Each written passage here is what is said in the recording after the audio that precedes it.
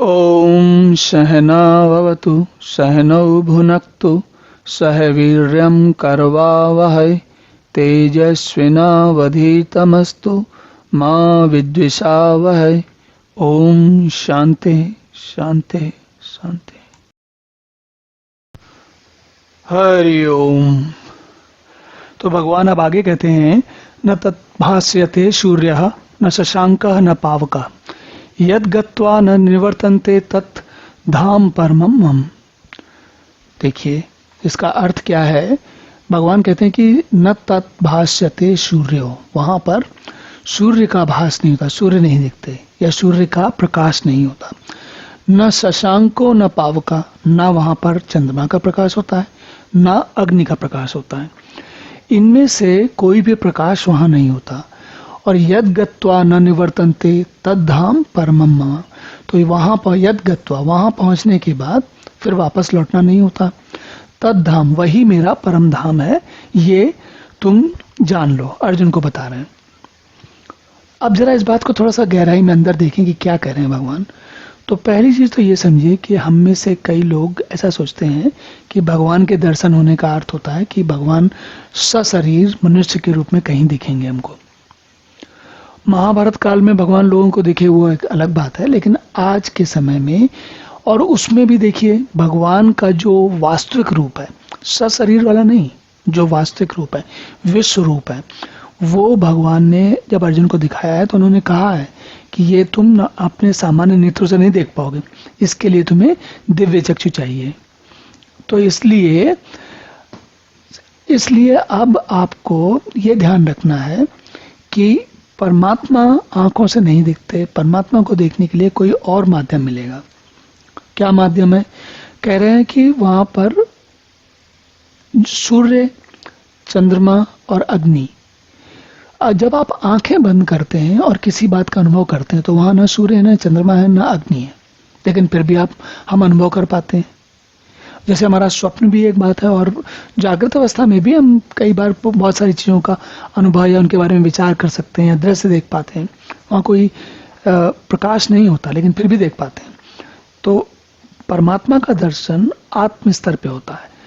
और हमने पहले से ये बात की है कि बुद्धि के स्तर पर परमात्मा नहीं समझ सकते हैं बुद्धि में, लेकिन अनुभव नहीं कर सकते।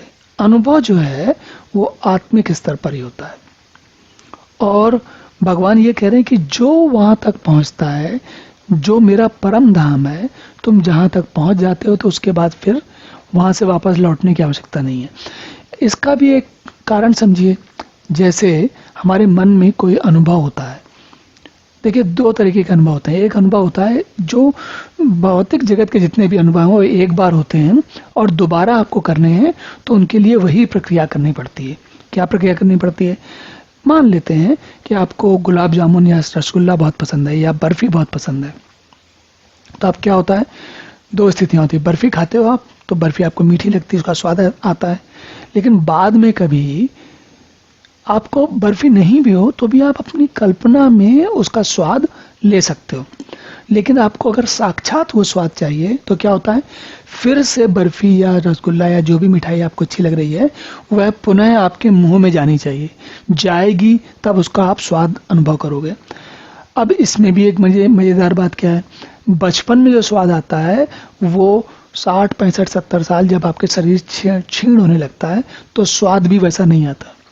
तो वस्तु वही है लेकिन हमारा अनुभव बदल जाता है।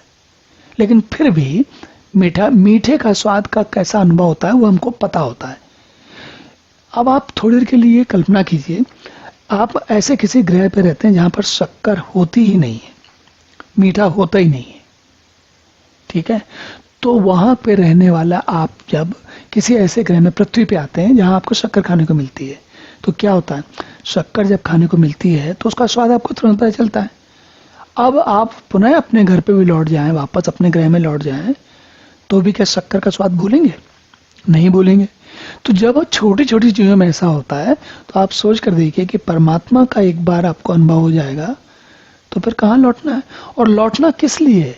लौटना किस लिए का अर्थ ये है कि जो जीवन है वो तो चल रहा है, लेकिन उस अनुभव से तो लौटने का कोई कारण नहीं होता ना, वो अनुभव तो आपके साथ सदा चिरस्थायी रहता है। चलिए अब अगला श्लोक देखते हैं। ओम पूर्णमदः पूर्णमिदं पूर्णात् पूर्णमुदच्यते पूर्णस्य पूर्णमादाय पूर्णमेवावशिष्यते। ओम शांति शांति शांति।